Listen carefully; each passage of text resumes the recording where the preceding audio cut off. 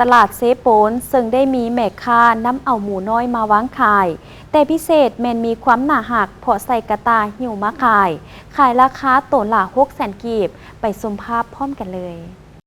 นี่แม่นบรรยากาศของการขายหมูน้อยอยู่ที่ตลาดเซโปนแขวงสวรรณเขตซึ่งแตกต่างจากบนอื่นพอเพิ่นได้ใส่กระตาหิวมาขายที่เห็ดด้วยไม้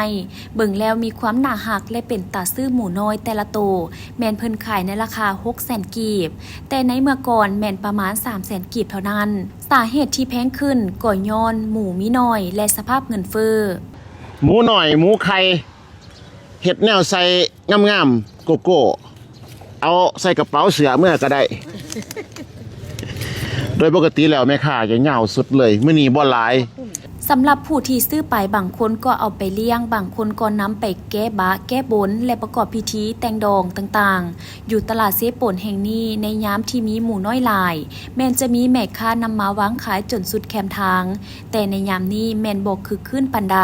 เพราะบ่มีหมูน้อยหลายพอย่างเข้าไปในตลาดเซโปนก็จะเห็นการขายป่าธรรมชาติจำนวนหลายที่ชาวบ้านไปหาเองแล้วนำมาขายซึ่งมีราคา50,000 กีบต่อ1พวง